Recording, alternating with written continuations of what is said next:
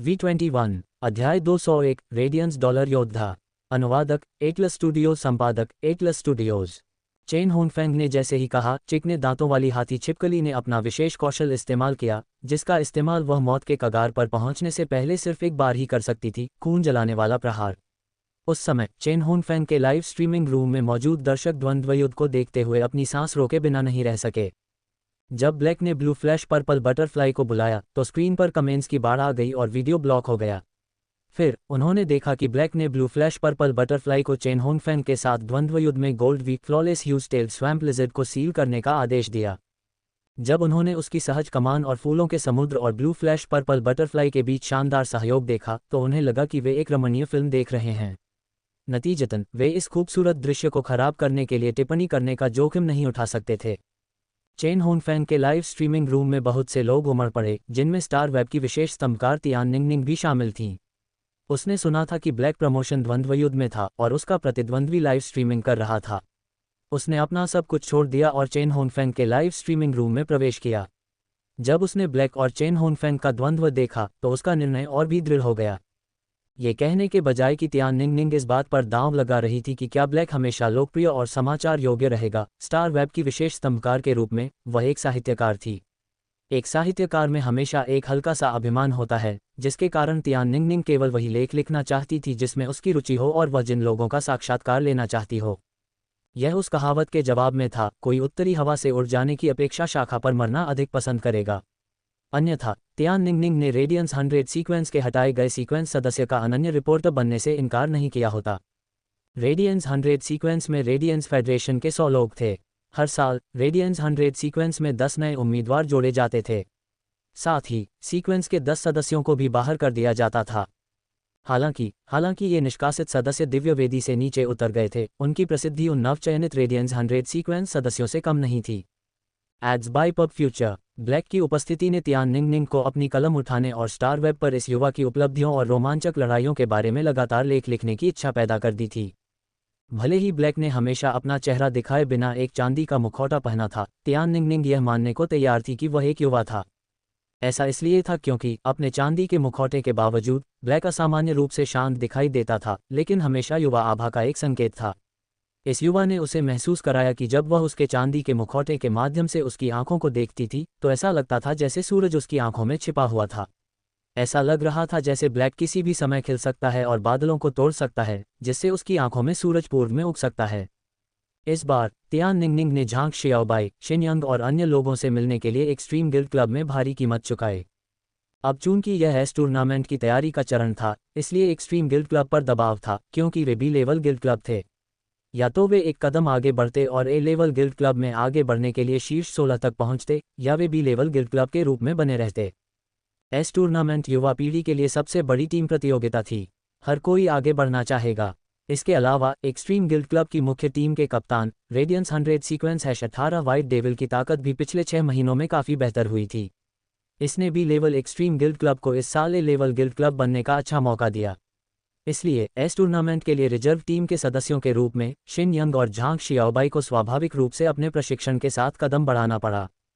Star web की विशेष स्तंभकार Tian निंगनिंग के भी अपने कनेक्शन थे। उसने एक्सट्रीम गिल्ड क्लब में घुसने और शिन यंग और झांग शियाओबाई को खोजने के लिए कई एहसानों का इस्तेमाल किया था। वास्तव में उसने सिर्फ एक मौका लेने के लिए इतनी मेहनत की थी। हालांकि वह इस बात से उत्साहित थी कि उसके प्रयास व्यर्थ नहीं गए। चूंकि ब्लैक ने वादा किया था वह बाद में उसे स्टार वेब पर ढूंढ लेगा। हालांकि उसे यकीन नहीं था कि वह ब्लैक की एक्सक्लूसिव रिपोर्टर बन पाएगी, लेकिन कम से कम वह उससे बात तो कर सकती थी और इसके लिए प्रयास करने का मौका भी पा सकती थी। ड्रैगन गेट गिल्ड क्लब के कॉन्फ्रेंस रूम में लॉन्ग ताओ ब्लैक और चेन होनफेंग के बीच द्वंद्व युद्ध देख रहा था। जब उसने स्मूथ टूथड एलिफेंट लिजर्ड को देखा, जिसने अपना विशेष कौशल ब्लड बर्निंग स्ट्राइक दिखाया था, तो उसने कहा, ये ब्लैक वास्तव में एक हीलिंग टाइप स्पिरिट क्यूई पेशेवर की तरह नहीं लगता है। लॉन्ग ताओ के शब्दों को सुनकर फैंग डुओ ने तुरंत जवाब दिया, इस अजीब पौधे से उत्पन्न फूलों का ये समुद्र बहुत खूबसूरत दिखता है, लेकिन यह वास्तव में मजबूत नहीं है। लॉन्ग ताओ ने फैंग डोडुओ की ओर देखा और अपना सिर हिलाया। ये बहुत मजबूत है, लेकिन अगर ब्लैक के पास इतना ही है तो वह अभी भी सीक्वेंस सदस्य के मानक तक नहीं पहुंच पाया है। Ads by pub future. Fang Doduo को समझ नहीं आया कि लॉन्ग ताओ ऐसा क्यों कह रहा है। लॉन्ग ताओ हमेशा से ही घमंडी और अहंकारी रहा है। वह किसी और के बारे में इतना अच्छा कैसे बोल सकता है? उस समय लॉन्ग ताओ ने समझाया, भले ही मुझे नहीं पता कि यह अजीब पौधा एक प्लांट फे या स्रोत प्रकार का जीवन रूप है, यह एपिक में होना चाहिए। ये सुनकर फैंग डोवो पूछे बिना नहीं रह सका, कांस्य महाकाव्य? लॉन्ग ताओ ने सिर हिलाया और कहा, क्या आप जानते हैं कि वह उत्परिवर्तित ब्लू फ्लैश तितली अपनी कांस्य शक्ति से जियो फैंग की सोने की विशाल पूंछ वाली दलदली छिपकली को कैसे खत्म कर सकती है? फैंग डोवो ने अपनी ठोड़ी को सहलाया और जवाब देने से पहले एक पल के लिए सोचा, इसे रोकने के अलावा ये ब्लू फ्लैश पर्पल बटरफ्लाई वास्तव में उच्च गुणवत्ता पर है। लॉन्ग ताओ ने धीमे स्वर में कहा, लाइव स्ट्रीमिंग के आधार पर मैं इस ब्लू फ्लैश पर्पल बटरफ्लाई की विशिष्ट गुणवत्ता का पता नहीं लगा सकता, लेकिन ये कम से कम महाकाव्य है।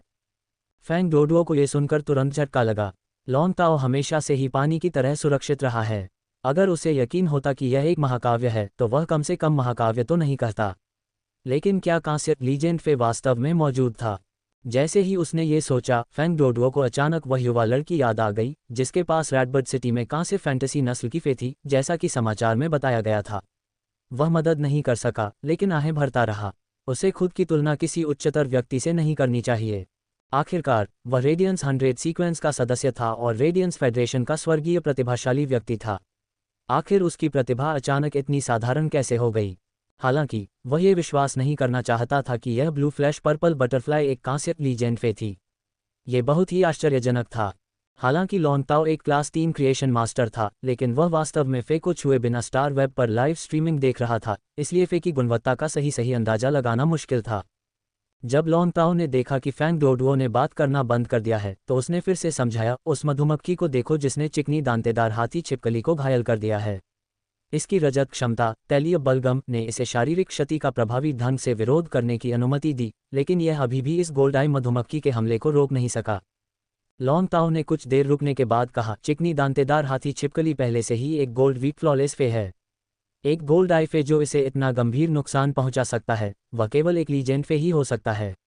जहां तक उस छोटे नीले पक्षी की बात है जिसने कभी कोई हरकत नहीं की, मैं उसकी गुणवत्ता का निर्धारण नहीं कर सकता, लेकिन ये बहुत कम नहीं होगा। लॉन्ग ताओ के शब्दों को सुनकर फैंग डोडुओ ने कहा, फक। ब्लैक एक रेडियंस डॉलर योद्धा है। ताओ के विश्लेषण से फैंग डोडुओ को कुछ समझ में आया। चूंकि ब्लैक के फेस के ग्रेड उच्च नहीं थे, इसलिए उनके गुण भयानक रूप से उच्च थे, जिसका मतलब था कि वह युवा पीढ़ी का हिस्सा था। अगर ऐसा नहीं होता तो उसके फेस के ग्रेड इतने कम नहीं होते। लेकिन फैंग डोडुओ के दिल में वह बहुत हैरान होने से खुद को नहीं रोक सका। लॉन्ग ताओ के विश्लेषण के आधार पर ब्लैक के पास कम से कम 2 कांस्य महाकाव्य फे थे। चूंकि ब्लैक गोल्ड फे को नियंत्रित कर सकता था, इसका मतलब था कि वह कम से कम एक सी रैंक स्पिरिट क्यूई पेशेवर था। हालांकि उसके पास केवल 2 कांस्य उच्च गुणवत्ता वाले फे थे, लेकिन उसने उन्हें विकसित नहीं किया। क्या वह इच्छाशक्ति रून की प्रतीक्षा कर रहा था? क्या ब्लैक 2 फेयर्स के लीजेंड और 2 विल पावर रून्स में एक साथ विकसित होने का इंतजार करके लालची नहीं था? बॉस, ब्लैक को हमारी टीम में शामिल करने के बारे में आप क्या सोचते हैं? ये सुनकर लॉन्ग ताओ ने फैंग डोडुओ को ऐसे देखा जैसे वह मूर्ख हो और जवाब दिया, हमारी टीम में 4 power offence type spirit QE पेशेवर हैं और एक हीलिंग टाइप की कमी है। ब्लैक ने अभी तक अपनी हीलिंग क्षमता कभी नहीं दिखाई है। आप उसे हमारी टीम में चाहते हैं और हम पांचों को जल्दबाजी करने देते हैं। फैंग डोडुओ ने अपना सिर खुजलाया। ब्लैक की मौजूदा ताकत के आधार पर वह वास्तव में ड्रैगन गेट गिल्ड क्लब की मुख्य टीम में शामिल होने के लिए अभी भी कमजोर था। हालांकि वह रिजर्व टीम में शामिल होने के लिए पर्याप्त से अधिक था। एकमात्र बात यह थी कि ब्लैक की युद्ध शैली और अनुबंधित fair dragon gate guild club के साथ कुछ हद तक असंगत थे। इसके अधिकांश सदस्यों के पास लॉन्ग ताओ के सीकिंग चाक मोसासोरस से मेल खाने वाले जल प्रकार के फेयर थे। इसलिए अगर black dragon gate guild club की मुख्य टीम में शामिल हो जाता तो वह टीम के लिए पर्याप्त मदद नहीं कर पाता। लेकिन माना जाता है कि ब्लैक के पास silver fantasy breed healing type fae है जो टूटे हुए अंगों को भी वापस उगा सकता है। हालांकि फैंग डोडुओ ने अब लॉन्ग ताओ को इस बारे में बताने की हिम्मत नहीं की। आखिरकार फैंग डोडुओ ने ब्लैक को उस क्षमता का इस्तेमाल करते हुए व्यक्तिगत रूप से नहीं देखा था। वह तब तक लोगों की बात नहीं सुनता जब तक कि वह खुद इसे न देख ले। अगर वह जल्दबाजी में कुछ कह देता और वह झूठ निकलता तो वह भी व्यर्थ ही कहता और खुद को मजाक का पात्र बना लेता। बॉस, चेन होनफैंग को यह द्वंद्व जीतना चाहिए। भले ही चिकनी दांत वाली हाथी छिपकली गंभीर रूप से घायल हो, लेकिन उसका खून जलाने वाला वार ब्लैक को तुरंत मार सकता है। इससे पहले कि फैंग डोवो अपनी बात पूरी कर पाता, चेन होनफैंग के लाइव स्ट्रीमिंग रूम का दृश्य उसके चेहरे पर एक तमाचा जैसा लगा। ऐसा लगा जैसे उसने फैंग डोवो के चेहरे पर जोरदार तमाचा मारा हो, जिससे वह अब कुछ भी कहने में असमर्थ हो गया। चेन होनफेंग का आदेश पाकर उसे अपने बुरी तरह घायल शरीर की परवाह नहीं रही। अपने खून जलाने वाले प्रहार की बदौलत उसका दिल ढोल की तरह धड़क रहा था, जिससे तीव्र बूम बूम बूम की आवाजें निकल रही थीं। रेड थॉर्न के बच्चे रामेट, जो उसके पास थे, संतुलन नहीं बना पा रहे थे। चिक ने दांतों वाली छिपकली की सारी ऊर्जा उसके हृदय में एकत्रित हो गई, जैसे उसका हृदय गरजते हुए ढोल की तरह रक्त पंप कर रहा हो। उसने अपना मुंह खोला और अपने पूरे शरीर की ऊर्जा में लिपटी एक गहरे लाल और बैंगनी रंग की ऊर्जा किरण को लिन युआन की ओर फेंका। यद्यपि लिन युआन रक्त जलाने वाले प्रहार का उपयोग करते हुए इसके खिलाफ सतर्क था, लेकिन उसने यह उम्मीद नहीं की थी कि यह अपने बुरी तरह से घायल शरीर को नज़रअंदाज कर देगा और इस क्षमता का उपयोग करेगा, तब भी जब एसिड कोरोजन क्वीन मधुमक्खी ने इसे इतनी चोटें पहुंचाई थीं। इन सब का समय पूरी तरह से चेन होनफेंग की युद्ध की भावना के कारण था, जो उन्होंने स्टार टॉवर में हजारों मुकाबलों में विकसित की थी। ये भी कहा जा सकता है कि जब विशाल पूंछ वाली दलदली छिपकली अपंग हो गई थी, तो उसने जीत हासिल करने के लिए ब्लैक को मारने का फैसला किया था। ये गहरे लाल और बैंगनी रंग की ऊर्जा किरण लिन युआन के पास इतनी तेजी से पहुंची कि वह इस पर प्रतिक्रिया नहीं कर सका। उस समय चिमी ने ऊर्जा किरण की ओर बिखरी हुई रोशनी छोड़ी। जब बिखरी हुई रोशनी में लिपटा चिमी का छोटा शरीर ऊर्जा किरण से टकराया, तो ऊर्जा किरण ने उसे नष्ट कर दिया। हालांकि चिमी की सुरक्षा के कारण ये गहरे लाल और बैंगनी रंग की ऊर्जा किरण कमजोर हो गई। जब लिन युआन ने देखा कि ऊर्जा किरण के कारण चिमी गायब हो गई है, तो उसकी आंखें तुरंत लाल हो गईं। जब चिमी ने हमले को रोकने के लिए आगे बढ़ा, तो रेड थॉर्न ने लिन युआन को लपेटने के लिए अपनी बैलें लहराईं। उसी समय उसका विशाल गोलाकार माउथ ऑफ रिलिंकिश लिन युआन के सामने था। फिर भी कमजोर ऊर्जा किरण ने फिर भी त्याग के मुख को भेद दिया और सीधे लिन युआन की स्थिति में जा गिरी, जो लताओं से सुरक्षित था। ये देखकर चेन होनफेंग ने धीरे से सांस छोड़ी। रक्त जला देने वाले प्रहार के कारण चिकनी दांत वाली हाथी छिपकली लगभग मरणासन अवस्था में पहुंच गई और जमीन पर गिर पड़ी। लेकिन फिर चेन होनफेंग की पुतलियां सिकुड़ गईं, क्योंकि वह स्टार वेब द्वंद्व नहीं जीत पाया। इसका मतलब ये भी था कि ब्लैक की मृत्यु नहीं हुई। रिलिंक्विश के मुंह में उड़ाए गए विशाल छेद से चेन होनफेंग लगातार मुड़ती हुई बेलों को देख सकता था। आखिरकार तीखी बेलें फैल गईं और ब्लैक ने उसके कंधे के बाएं हिस्से को ढक लिया। हालांकि ऊर्जा किरण के हमले में उसका हाथ टुकड़ों में नहीं फटा, लेकिन उसका कंधा 10 सेंटीमीटर के छेद में फट गया था, जहां से लगातार ताज़ा खून बह रहा था। उस समय चांदी के मुखौटे के पीछे लिन युआन का चेहरा पीला पड़ गया और उसकी आंखें भयानक रूप से लाल हो गईं। सब कुछ इतनी जल्दी हुआ था कि चेन होनफेंग की निर्णायकता ने लिन युआन को प्रतिक्रिया करने में असमर्थ बना दिया। चिमी के बिना लिन युआन इस स्टार टॉवर पदोन्नति द्वंद्व युद्ध हार गया होता। ये कहना होगा कि इन लगभग 100 टॉवर चढ़ाई द्वंद्वों ने चिमी को युद्ध की एक शक्तिशाली भावना दी थी। उस समय यदि उसने रेडिएंट बॉडी का उपयोग किया होता, तो उसे पर्याप्त सूर्य के प्रकाश को अवशोषित करने की आवश्यकता होती, और उस अवधि के दौरान ऊर्जा किरण ने लिन युआन को नष्ट कर दिया होता और कुछ भी नहीं बचता। इसलिए चिमी ने अपनी सहज प्रतिक्रिया पर भरोसा किया और गहरे लाल और बैंगनी रंग की ऊर्जा किरण से टकरा गई। उसने लिन युआन के लिए संभावित जीवित रहने की उम्मीद के लिए अपने शरीर का इस्तेमाल किया था। लिन युआन ने अपने बहुमूल्य स्टार टॉवर द्वंद्व युद्ध में कभी भी उड़ाए जाने का अनुभव नहीं किया था, भले ही चिमी और रेड थॉर्न घायल हो गए थे। चिमी की मौत ने लिन युआन के दिल को ऐसा महसूस कराया था जैसे किसी तेज चाकू ने उसे हिला दिया हो। ये स्टार टॉवर था, भले ही चिमी को मार दिया गया हो, लेकिन इस पर जरा भी असर नहीं पड़ेगा। हालांकि इससे उसे यह सोचने पर मजबूर होना पड़ा कि अगर यह बाहर हुआ तो क्या होगा। अगर उसके सामने ऐसी स्थिति आई तो उसे क्या करना चाहिए। भले ही उसके पास एक पथ रक्षक रक्तपात की जननी थी और ऐसी कोई बात बाहर नहीं हो सकती थी, लिन युआन ने उत्पीड़न की एक अदृश्य भावना महसूस की जो उसकी अपनी ताकत से आई थी। हालांकि वह 2 जीवन जी चुका था, लेकिन स्टार टॉवर द्वंद्वयुद्ध में उसकी जीत की लय ने उसे यह एहसास दिलाया कि उसकी ताकत में बहुत सुधार हुआ है और वह अब कमज़ोर नहीं रहा। लेकिन आज के द्वंद्वयुद्ध में उसने सीखा कि उसे बहुत कुछ सुधारना था।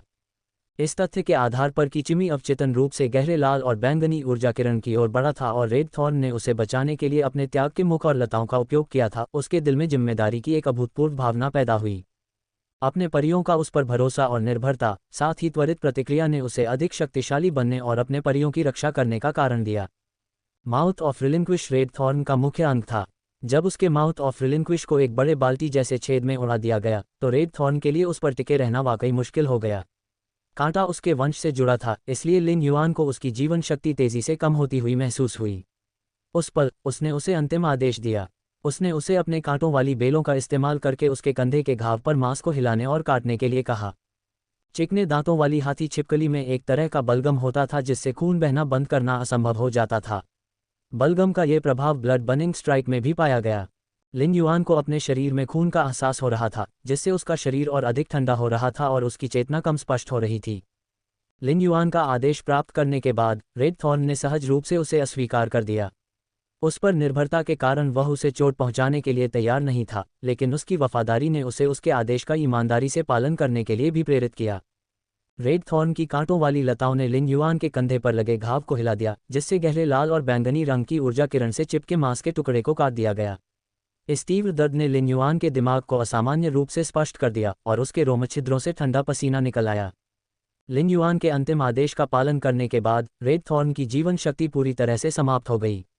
जैसे ही वह मर गया, सुंदर फूलों का विशाल समुद्र तुरंत सूख गया। विशाल पूंछ वाली दलदली छिपकली का शरीर, जो टुकड़ों में फट गया था, फूलों के मुरझाए हुए समुद्र में प्रकट हुआ। अभी अभी जब एसिड कोरोजन क्वीन मधुमक्खी ने चिकने दांतेदार हाथी छिपकली पर हमला किया था, रेड थॉर्न के एलिट्रामेट्स की बैलें भी दलदल में पहुंच गईं और विशाल पूंछ वाली दलदली छिपकली को वहां से बाहर निकाल दिया और फूलों के समुद्र में उसे टुकड़ों में फाड़ दिया। जब लिन युआन ने रेड थॉर्न से कहा था कि वह अपनी ऊर्जा किरण से दाग लगे अपने शरीर को उसकी लताओं से साफ कर दे, तो चेन होनफेंग के लाइव स्ट्रीमिंग रूम में बैठे कई दर्शक चौंक गए थे। जैसे ही फूलों का समुद्र तुरंत सूख गया, चांदी के मुखौटे वाली आकृति ने उसके घाव को ढक दिया और उसमें से उभर आए। वह क्षण अनंत काल जैसा लग रहा था। चेन होनफेंग ने लिन युआन को देखा और अपना गला सूखने लगा। फिर उसने गंभीरता से कहा, ब्लैक, इतनी गंभीर चोटों के बावजूद तुम हार गए हो। भले ही तुम पहले नहीं मरे, लेकिन खून की कमी के कारण तुम 1 मिनट के भीतर ही मर जाओगे। जब तुम्हारी गोल्ड मधुमक्खी ने अभी अभी मेरी चिकनी दांतेदार हाथी छिपकली पर हमला किया, तो उसकी सारी ऊर्जा खत्म हो गई। हालांकि मेरी परी लगभग मरणासन अवस्था में है, फिर भी वह मरी नहीं है। लिन युआन ने एसिड कोरोजन क्वीन बी को चिकने दांतेदार हाथी छिपकली पर हमला करने दिया था। वह चाहता था कि एसिड कोरोजन क्वीन बी चिकने दांतेदार हाथी छिपकली को आश्चर्यचकित कर दे और उसे गंभीर रूप से घायल कर दे या मार दे। इसलिए उसने एसिड कोरोजन क्वीन बी को अपनी ताकत के साथ कंजूस नहीं होने दिया। जब उसने चिकने दांतेदार हाथी छिपकली के पूंछ के हमले से बचने के लिए विंग स्टेल्थ का इस्तेमाल किया था, तो उसने अपनी सारी ताकत खो दी थी। उसी समय चेन होनफेंग ने एक स्पष्ट और ठंडी आवाज़ सुनी, आप भूल गए कि मैं एक उपचार प्रकार की आत्मा क्यूई पेशेवर हूँ। लिन युआन ने अपना हाथ हिलाया और अपनी silver fantasy eye jasmine lily को बुलाया। वह कुछ हद तक खुश था कि इन 100 टावर चढ़ाई वाले मुकाबलों ने उसकी लड़ाकू प्रवृत्ति में काफ़ी सुधार किया था। उस समय अपने ऊपर स्पिरिट इंजेक्शन का प्रयोग करने का अवचेतन कार्य स्थिति को बदलने की कुंजी बन गया था। चमेली लिली ने पन्ने हरे रंग के प्रकाश के धब्बे उत्सर्जित किए जो लिन युआन के घाव में प्रवेश कर गए। चेन होनफेंग के लाइव स्ट्रीमिंग रूम में दर्शकों की नज़रों के सामने लिन युआन का कंधा, जिसका व्यास 10 सेंटीमीटर खुला हुआ था, वास्तव में पन्ने हरे रंग के प्रकाश के धब्बों की बदौलत धीरे धीरे ठीक हो रहा था। उसके कंधे पर पड़े फटे कपड़ों के बीच से उसकी स्वस्थ शहद के रंग की त्वचा देखी जा सकती थी। लिन युआन की चोट आखिरकार तब ठीक हुई जब उसके शरीर में आध्यात्मिक शक्ति का आखिरी निशान भी खत्म हो गया। चिकने दांतों वाली हाथी छिपकली, जो लगभग मरणासन अवस्था में थी, ने शोकाकुल और दुखी चीख निकाली, मानो कोई उसे यातना दे रहा हो। कुछ ही समय बाद एसिड कोरोजन क्वीन बी जैसी एक अंगूठे के आकार की मधुमक्खी उसके शरीर से बाहर निकली। एसिड कोरोजन क्वीन बी से अलग इस मधुमक्खी के पेट में 2 डंक नहीं थे, बल्कि केवल एक ही था। चिकनी दांतेदार हाथी छिपकली से बाहर निकली मधुमक्खी सिल्वर वी एलीट के मानक पर थी। ये कहना उचित था कि लिन युआन ये द्वंद्व जीत सकता था यदि वह चेन होनफेंग या चिकने दांत वाले हाथी छिपकली को मार देता, जो केवल अपनी अंतिम सांसें ही ले रहा था। हालांकि उसने उनमें से किसी को भी नहीं मारा। इसके बजाय वह एसिड कोरोजन क्वीन मधुमक्खी की तरफ उड़ गई, जिसके पास बिल्कुल भी ऊर्जा नहीं बची थी, और उसने अपना नर्म पेट उसके मुंह के पास रख दिया। एसिड कोरोजन क्वीन मधुमक्खी ने चिकने दांतेदार हाथी छिपकली के शरीर में अभी अभी निकले परजीवी प्यूपा को चबाया। एसिड कोरोजन रानी मधुमक्खी ने अपने शरीर की ऊर्जा पूरी तरह से समाप्त कर दी है और उसे अपनी ऊर्जा को शीघ्रता से पुनः प्राप्त करने के लिए एसिड निगलने वाले लावा को खाने के लिए रिलिंक्विश के मुख में स्थित अपने छत्ते में वापस लौटना चाहिए। हालांकि चिकने दांत वाले हाथी छिपकली का खून जलाने वाला वार बहुत अचानक हुआ था और रेड थॉर्न के मुंह में घुस गया था। एसिड कोरोजन क्वीन मधुमक्खी ने अपने छत्ते में एसिड निगलने वाले लावा को खो दिया और अब आगे नहीं बढ़ सकती थी। लेकिन परजीवी प्यूपा से एक मधुमक्खी निकल आई थी और उसने एक बार फिर एसिड कोरोजन रानी मधुमक्खी को अपने शरीर में थोड़ी ऊर्जा पुनः प्राप्त करने दी। लिन युआन ने अपने कार्यों को नहीं रोका, क्योंकि ऐसा क्रूर, लालची, स्वार्थी और अत्याचारी व्यवहार वास्तव में उसके जीन में अंकित था। लिन युआन का रेड थॉर्न के साथ रक्त संबंध था और इसने बढ़ने के लिए उसका खून पी लिया था। सीधे शब्दों में कहें तो यह उसकी गंध ले गया। इस प्रकार जब रेड थॉर्न की मृत्यु हो गई तो एसिड कोरोजन क्वीन मधुमक्खी ने लिन युआन को रेड थॉर्न के रूप में माना। वह रेड थॉर्न की मौत के समय एसिड कोरोजन क्वीन मधुमक्खी की निराशा और उदासी को समझ सकता था। एसिड कोरोजन क्वीन मधुमक्खी की अपनी संतान के प्रति क्रूरता की हद ये थी कि रेड थॉर्न के लिए उसका प्यार कितना गहरा था। उसने एसिड कोरोजन क्वीन मधुमक्खी के रेड थॉर्न से व्यक्तिगत रूप से बदला लेने के अनुरोध को अस्वीकार नहीं किया। एसिड कोरोजन क्वीन मधुमक्खी ने अपने पंख फड़फड़ाए और अपने डंक के एक ही वार से चेन होनफेंग को मार डाला, जो सदमे की स्थिति में था। फिर उसने अपने विशेष कौशल 2 स्ट्राइक किल का इस्तेमाल चिकने दांतेदार हाथी छिपकली पर किया, जिसकी बस आखिरी सांस बची थी। इस बार एसिड कोरोजन रानी मधुमक्खी ने उसके सिर पर हमला किया और उसे नष्ट कर दिया। उस समय लिन युआन ने अब तक लड़ी गई सबसे दयनीय लड़ाई जीत ली थी। वह इतना दयनीय कभी नहीं हुआ था, यहाँ तक कि मिलस्टोन टाउन में भी नहीं। जैसे ही एसिड कोरोजन रानी मधुमक्खी ने अपने पंख फड़फड़ाए, वह लिन युआन के कंधे पर बैठ गई। हर कोई अपनी आंखों के सामने हुए द्वंद्वयुद्ध से इतना हैरान था कि चांदी के मुखौटे वाले व्यक्ति को देखकर एक शब्द भी नहीं बोल पा रहा था। उनके दिल में बस चिल्लाने की इच्छा हो रही थी। क्या ये द्वंद्व सचमुच पदोन्नति द्वंद्व के स्तर का था? यहाँ तक कि सेलेस्टियल स्टेयरवे के 5 स्टार द्वंद्व भी उनके सामने चल रहे इस द्वंद्व जितने रोमांचक नहीं थे। इसके अलावा इस द्वंद्व ने वास्तव में इस अफवाह को साबित कर दिया था कि ब्लैक के पास सिल्वर फैंटेसी नस्ल का हीलिंग टाइप फे था। हालांकि उन्होंने आज कटे हुए अंगों को वापस उगते नहीं देखा, लेकिन ये तथ्य कि उसके कंधे पर घाव पूरी तरह से ठीक हो गया था, कम चौंकाने वाला नहीं था। लाइव स्ट्रीमिंग रूम में कुछ देर के लिए शांति छा गई जब किसी ने टिप्पणी की, ब्लैक बहुत बढ़िया। फिर वही टिप्पणियां लाइव स्ट्रीमिंग रूम की स्क्रीन पर बर्फ सफ़ेद रंग में भर गईं। ये अनगिनत टिप्पणियां उस दुखद द्वंद्व की गवाह लग रही थीं जो अभी अभी हुआ था। ये ब्लैक की जीत का जश्न मनाने जैसा भी था। संक्षेप में, ब्लैक कितना शानदार। पिछले कुछ महीनों में जब से ब्लैक सामने आया है, उसकी उपलब्धियों और प्रतिभाओं पर चर्चा और प्रशंसा की गई है, और उसकी उम्र भी चर्चा का केंद्र रही है। ब्लैक ने हमेशा एक मुखौटा पहना था और कभी भी अपना असली रूप नहीं दिखाया। सब कुछ अच्छी तरह से छिपा हुआ था, जिससे लोग मदद नहीं कर सकते थे लेकिन उसमें तल्लीन होना चाहते थे। हालांकि उसके पास एक तरह की फीकी युवा आभा थी, लेकिन उसे रेडियंस फेडरेशन की युवा पीढ़ी के रूप में निर्धारित नहीं किया जा सका। लेकिन आज चेन होनफेंग के लाइव स्ट्रीमिंग रूम में अनगिनत दर्शकों ने ब्लैक के कंधे पर छेद देखा। उन्होंने उसकी स्वस्थ शहद के रंग की त्वचा देखी और उसकी स्पष्ट और ठंडी आवाज़ सुनी। हालांकि इससे उसकी उम्र साबित नहीं हो सकी, लेकिन ये साबित हो गया कि वह वाकई एक युवा था। चेन होनफेंग के लाइव स्ट्रीमिंग रूम में दर्शक ब्लैक का नाम लेकर जयकारे लगा रहे थे। उन्होंने उस दृढ़ निश्चयी युवा को देखा था जो एक कठिन लड़ाई के बाद भी मजबूती से खड़ा था। उसकी आभा चिनार की तरह थी। उन्होंने उसके चांदी के मुखौटे के माध्यम से उसकी दृढ़ निगाह देखी। चेन होनफेंग के लाइव स्ट्रीमिंग रूम में ब्लैक बहुत बढ़िया। टिप्पणियों की जगह अंततः अन्य टिप्पणियों ने ले ली। पत्थर से पानी टपकता है। ब्लैक, मैं आज से तुम्हारा प्रशंसक बनूंगा। कॉफ़ी गीक, मैं अब और नहीं सह सकता। मेरे शरीर के अंदर की गर्म खून वाली आत्मा भड़क रही है। मैं भी टावर पर चढ़ना चाहता हूँ। आज मुझे 50वीं मंजिल से 60वीं मंजिल पर चढ़ना है।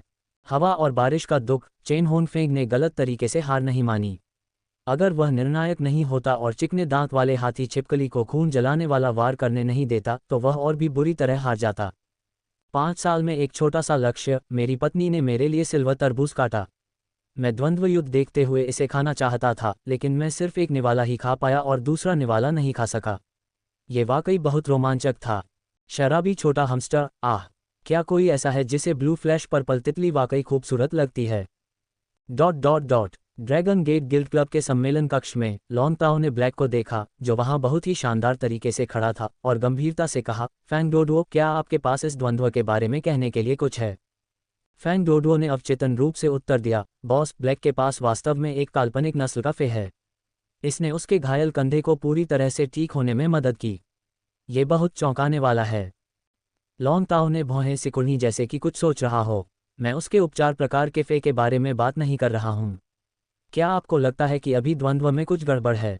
फैंग डोओ को अभी अभी देखा गया लाइव स्ट्रीमिंग दृश्य याद आया और उसकी पुतलियां अचानक सिकुड़ गईं। इससे पहले कि वह जवाब देता, बॉस, जब ब्लैक ने अपनी चोटों को ठीक करने के लिए हीलिंग टाइप फे का इस्तेमाल किया तो आध्यात्मिक शक्ति कहाँ से आए? लॉन्ग ताओ ने और भी अधिक भौहें सिकोड़ लीं। केवल इस द्वंद्व के आधार पर होनफेंग और ब्लैक की ताकत तुलनीय है। योजना बनाने के अलावा तुलनीय ताकत वाले दो लोगों के साथ द्वंद्व भी उनकी अपनी आध्यात्मिक शक्ति के नियंत्रण पर निर्भर करता है। अजीब पौधे के फूलों का विशाल सागर और ब्लू फ्लैश पर्पल बटरफ्लाई का साइलेंट स्केल पाउडर का निरंतर उत्सर्जन ब्लैक की आध्यात्मिक शक्ति को नष्ट कर देता है। जब उस मधुमक्खी ने भारी क्षति पहुंचाई तो ब्लैक की आध्यात्मिक शक्ति का कोई निशान नहीं बचा था।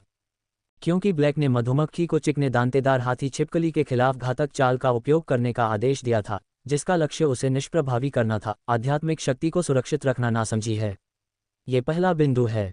दूसरी बात, अगर ब्लैक के पास अभी भी आध्यात्मिक शक्ति होती तो जब चिकनी दांतेदार हाथी छिपकली ने रक्त जलाने वाला प्रहार किया तो उसके बगल में मौजूद वह अजीब पौधा ऊर्जा किरण को रोकने के लिए बच्चे के रामिक को जन्म दे सकता था। हालांकि ब्लैक ने ऐसा नहीं किया। लॉन्ग ताओ ने बोलते हुए ध्यान से विश्लेषण किया। ये वास्तव में वह द्वंद्व युद्ध के बारे में कुछ नहीं समझ पाया था। दो आत्मा क्यूई पेशेवरों के बीच द्वंद्व युद्ध में कई प्रतिक्रियाएं थीं जो सहज अवचेतन क्रियाओं पर निर्भर थीं। ये वैसा ही था जैसे लोग सहज रूप से खतरे से बचते हैं। जब तेज रोशनी का सामना होता है तो कोई सहज रूप से पलक झपकाता है, और जब किसी का हाथ जल जाता है तो वह सहज रूप से उसे वापस खींच लेता है। लॉन्ग ताओ को नहीं लगता था कि कोई भी संकट के समय अपनी सहज प्रवृत्ति को बदल सकता है। इसलिए उस समय ब्लैक की आध्यात्मिक शक्ति समाप्त हो गई होगी।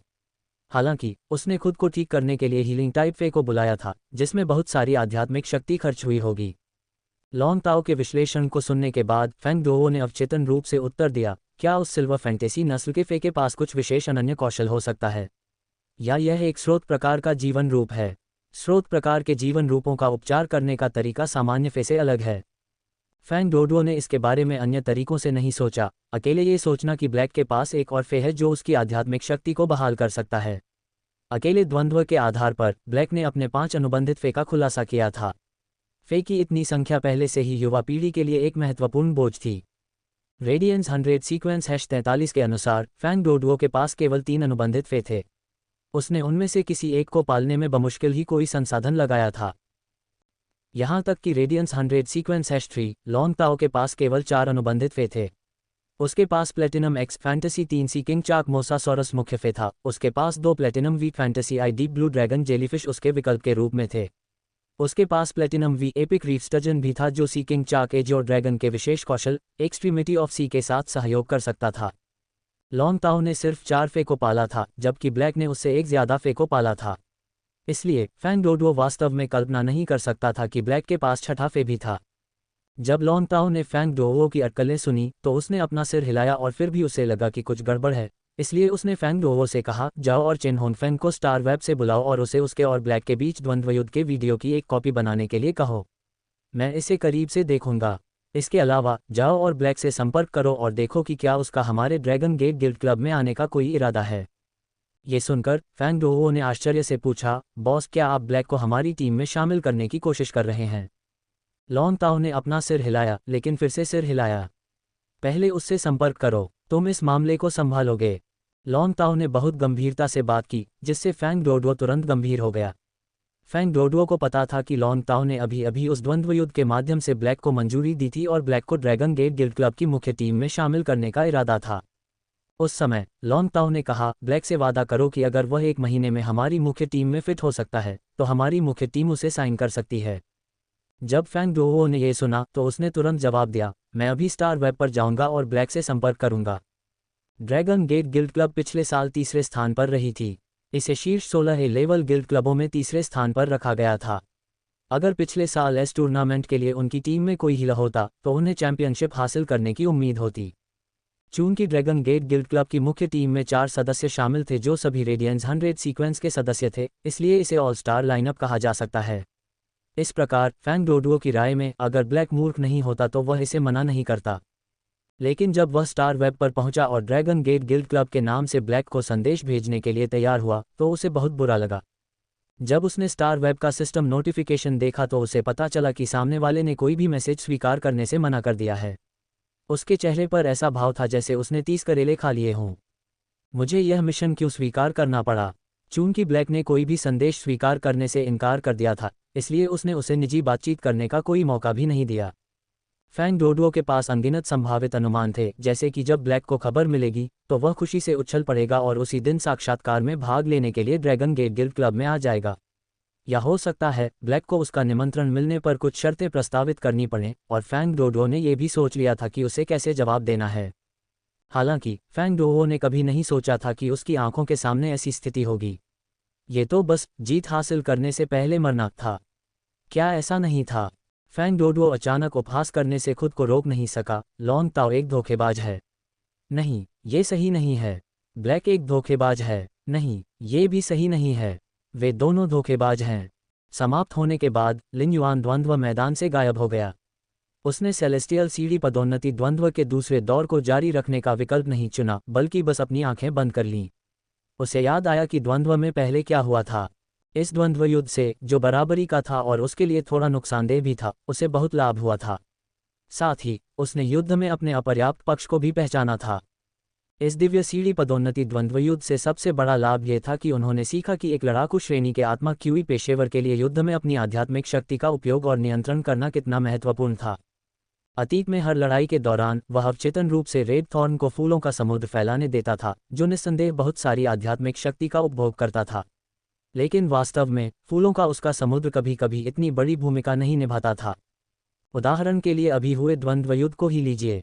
लिन युआन को लगा कि अगर उसने रेड थॉर्न को फूलों का एक बड़ा समुद्र बनाने की अनुमति नहीं दी होती, बल्कि विशाल पूंछ वाले दलदली छिपकली के खिलाफ ब्लू फ्लैश पर्पल बटरफ्लाई के साथ सहयोग करने के लिए केवल फूलों का एक छोटा सा समुद्र बनाया होता, तो वह चिकनी दांतेदार हाथी छिपकली के खून जलाने वाले प्रहार का सामना करते समय कभी इतना निष्क्रिय नहीं होता।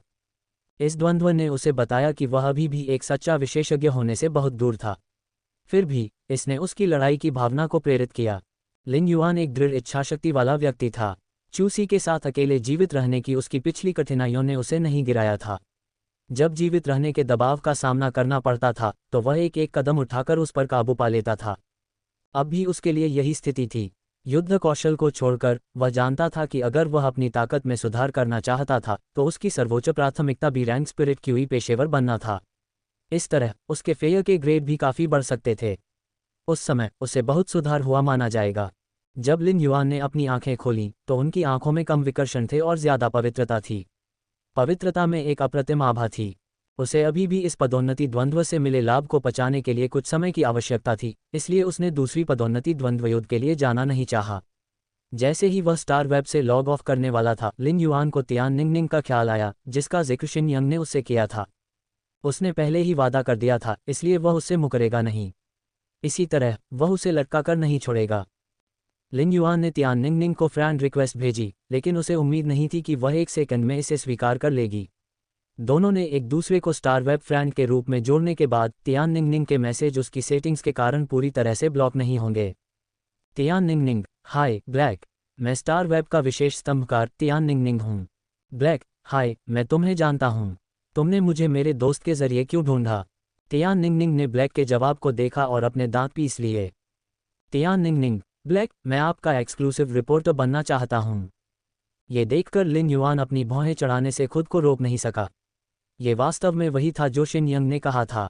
हालांकि उसका वर्तमान व्यक्तित्व ऐसे गंदे मामलों में शामिल नहीं होना चाहता था। वह केवल अपनी ताकत बढ़ाना चाहता था और अपने युद्ध कौशल को तेज करना चाहता था। लेकिन इसी तरह वह ये भी जानता था कि अगर वह सेलेस्टियल सीढ़ी पर चढ़ गया, तो ब्लैक के रूप में उसकी पहचान हर द्वंद्व युद्ध में स्टार वेब नेटिजन्स के सामने उजागर हो जाएगी। कोई भी नेटिजन वीडियो गैलरी में उनके द्वंद्व को देखने के लिए फेडरेशन डॉलर की एक निश्चित राशि का भुगतान कर सकता था। इसलिए कोई भी आत्मा क्यूई पेशेवर जो दिव्य सीढ़ी पर चढ़ गया, वह एक स्टार के समान था। एक एक्सक्लूसिव रिपोर्टर स्टार वेब पर किसी व्यक्ति के विशेष सहायक के बराबर होता था। भविष्य में एक्सक्लूसिव रिपोर्टर स्टार वेब पर किसी भी लड़ाई या समाचार का प्रभारी होगा। लिन युआन मुसीबत से डरता था, लेकिन वास्तव में एक विशेष रिपोर्टर होने से उसे बहुत सी परेशानियों से बचाया जा सकता था और कुछ छोटे मोटे लाभ भी मिल सकते थे। हालांकि वह अपने विशेष रिपोर्टर के बारे में लापरवाह नहीं होना चाहता था। भले ही तियान निंगनिंग स्टार वेब पर एक विशेष स्तंभकार थी, लेकिन वह उन्हें व्यक्तिगत रूप से नहीं जानते थे। स्टार वेब पर 300 से भी कम विशेष स्तंभकार थे, इसलिए ये कहा जा सकता है कि लगभग सभी को स्टार वेब द्वारा प्रशिक्षित कुलीन माना जाता था। हालांकि इससे केवल तियान निंगनिंग की क्षमता का पता चलता है, न कि उनके चरित्र का। लिन युआन को योग्यता से ज्यादा चरित्र पसंद था। हालांकि किसी की योग्यता बहुत महत्वपूर्ण थी, लेकिन अगर उनका चरित्र नीच था, तो वे सिर्फ अंतहीन बुरे काम ही कर सकते थे। वह भविष्य में ऐसे व्यक्ति को अपनी खबरें और युद्ध रिकॉर्ड कभी नहीं सौंपेगा। स्टार वेब के स्तंभकार का चरित्र उनके लेखों में काफी हद तक झलकता है। ये कहना अतिशयोक्ति नहीं होगी कि उनके लिखे शब्द रत्न हैं। ये शब्द अक्सर किसी व्यक्ति के चरित्र को पूरी तरह से दर्शा सकते हैं। अगर लिन युआन को किसी एक्सक्लूसिव रिपोर्टर से अनुबंध करना होता, तो वह ऐसे व्यक्ति की तलाश नहीं करता जो तथ्यों को तोड़ मरोड़ कर पेश करता हो या सिर्फ तारीफ करना जानता हो। उसे लगता था कि लोग चाहे जो भी करें, कम से कम उन्हें ईमानदार और ईमानदार तो होना ही चाहिए। जब तियान निंगनिंग ने देखा कि लिन युआन ने कुछ देर तक कोई जवाब नहीं दिया तो उसने दूसरा संदेश भेजा। तियान निंगनिंग, मैंने अभी अभी आपका सेलेस्टियल स्टेवे प्रमोशन द्वंद्व देखा है। ये बहुत बढ़िया था। मुझे आश्चर्य है कि क्या मुझे आज आपके द्वंद्व का एक युद्ध रिकॉर्ड लिखने की अनुमति मिल सकती है। उसने सीधे तौर पर खुद की सिफारिश की क्योंकि वह जानती थी कि अगर वह इसके लिए नहीं लड़ेगी तो अवसर होने पर भी यह उसके हाथों से निकल जाएगा।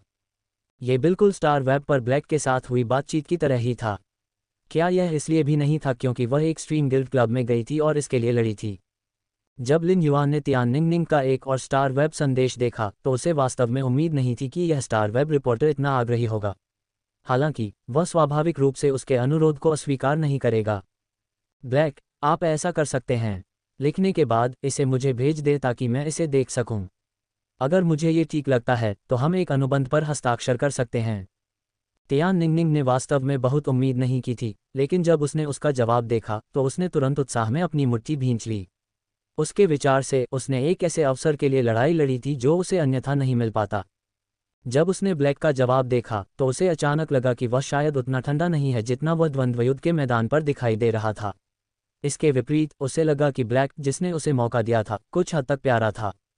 हालांकि एक स्टार वेब स्तंभकार के रूप में वह जानती थी कि यह काम करेगा या नहीं, यह इस बात पर निर्भर करेगा कि वह इस लेख को कैसे लिखती है। इससे उसे चिंता होने लगी। जब वह उससे पूछना चाहती थी कि युद्ध रिकॉर्ड के लिए उसके पास क्या अनुरोध हैं, तो उसे पता चला कि वह स्टार वेब से लॉग आउट हो चुका है। उसने अपनी आंखें बंद की और अपनी धारणा में ब्लैक के बारे में सोचा।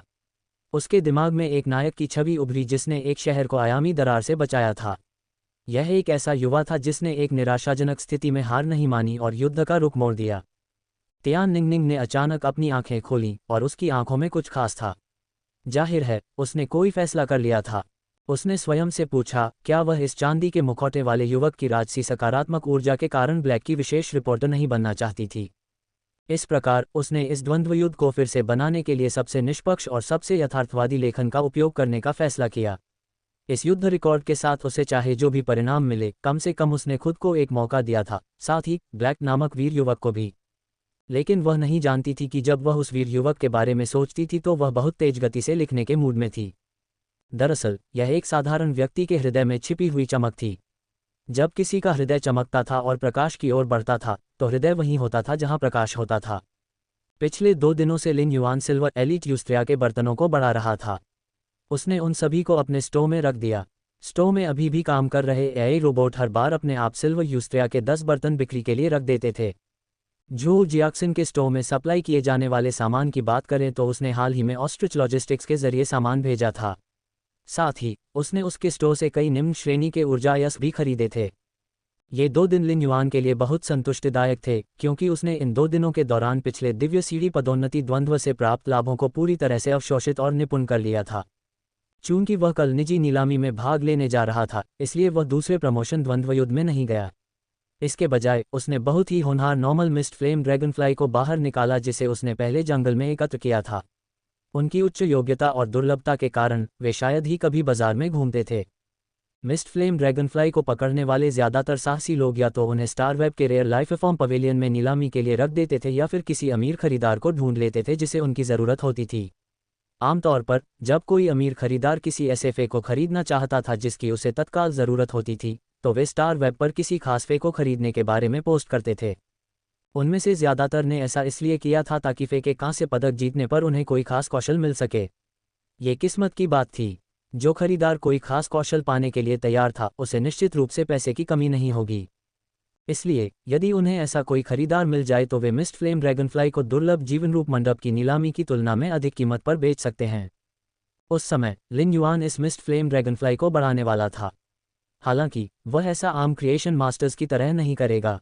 मिस्ट फ्लेम ड्रैगनफ्लाइज के शरीर में प्राचीन सिल्वरियन विशाल शिरायुक्त ड्रैगनफ्लाइज की रक्तरेखा थी।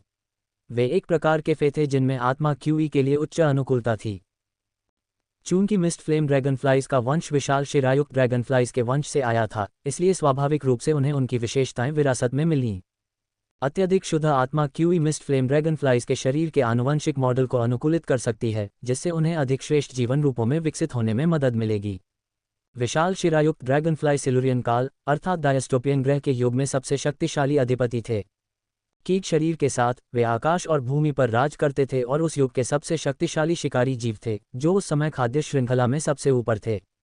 जब लिन युआन ने मिस्ट फ्लेम ड्रैगनफ्लाई को बुलाया तो वह तुरंत उसकी उंगलियों पर रुक गई। जाहिर है, इतने लंबे समय के बाद भी उस पर उसकी गहरी छाप थी। उसे पता था कि वह अपने हाथों से अत्यधिक केंद्रित स्पिरिट क्यूई जारी कर सकता है। जैसे ही लिन युआन ने मिस्ट फ्लेम ड्रैगनफ्लाई को ध्यान से देखा, जो उसे प्रसन्न कर रही थी और उसकी उंगलियों पर एक अधीर नज़र थी, वह उज्ज्वल रूप से मुस्कुराया और अपने सफ़ेद दांत दिखाए। लिन युआन ने अपने शरीर की आध्यात्मिक शक्ति को प्रवाहित किया और अत्यधिक शुद्ध आध्यात्मिक क्यूई की एक बड़ी मात्रा मिस्ट फ्लेम ड्रैगनफ्लाई के शरीर में प्रवेश कर गई, जिससे उसे लगातार कायापलट से गुजरने की अनुमति मिली। उच्च सांद्रता वाली स्पिरिट क्यूई के साथ संगत फेज के लिए, यदि उनमें स्पिरिट क्यूई की अपर्याप्त सांद्रता होगी, तो उनकी वृद्धि और विकास सीमित होगा, जैसा कि मिस्ट फ्लेम ड्रैगनफ्लाई के मामले में हुआ था। साधारण मिस्ट फ्लेम ड्रैगनफ्लाई अपना रूप बदले बिना ही विकसित हो जाती। स्पिरिट क्यूई की अपर्याप्त सांद्रता के कारण वे विकसित होते समय उत्परिवर्तन के लिए अपने जीन अनुकूलन को अनुकूलित नहीं कर सकते थे। हालांकि लिन युआन द्वारा उच्च केंद्रित स्पिरिट क्यूई को प्रसारित करने के कारण ये लगातार अपने पंखों के पिघलने, झुर्रीदार होने और खुलने की प्रक्रिया से गुजर रहा था। कुछ ही समय में इसके लाल शरीर और हल्के हरे पंखों में पहले से ही बहुत बड़ा बदलाव आ चुका था। उस समय जब लिन युआन ने इसे ट्रू डेटा के साथ जांचा तो उसे पता चला कि इसे अब मिस्ट फ्लेम ड्रैगनफ्लाई नहीं बल्कि फ्लेम वैन ड्रैगनफ्लाई कहा जाता था। इसका शरीर लगभग 2 मीटर लंबा हो गया था, जो विशाल शिरायुक्त ड्रैगनफ्लाई के रक्त से पूरी तरह जागृत था। ज्वाला शिरायुक्त ड्रैगनफ्लाई का पूरा शरीर आग की तरह लाल हो गया था और यहाँ तक कि उसके पंख भी लाल हो गए थे, सिवाय इसके कि उसका शरीर नीली नसों से भरा था, जिससे उसका शरीर सामान्यतः पतला और सुंदर लग रहा था। हालांकि यह थोड़ा पतला लग रहा था, लिन युआन जानता था कि यह एक पूर्ण जादू विशेषज्ञ था। इसका विशेष कौशल, भयंकर आग, जब इसे कांस्य में पदोन्नत किया गया था, बहुत सरल और क्रूर था। इसने एक लौ की शक्ति को बढ़ा दिया। मूल रूप से मिस्ट फ्लेम ड्रैगनफ्लाई के पंख नीले थे और जब यह आग उगलता था तो इसके पंखों से उत्पन्न तूफान आग की कवरेज और तीव्रता को बढ़ा सकता था, और इसके शरीर पर वे नीली नसें वायु तत्व की शक्ति थीं। हालांकि ये फ्लेम वेन ड्रैगनफ्लाई बदल गई थी, जो बाहर से हवा के साथ आग को अपने शरीर के अंदर प्रसारित करने में मदद करती थी। हवा और भयंकर आग के साथ आग की सहायता करने की अपनी क्षमता के कारण ये सबसे सरल और सबसे क्रूर जादू प्रकार की इकाई बन गई थी।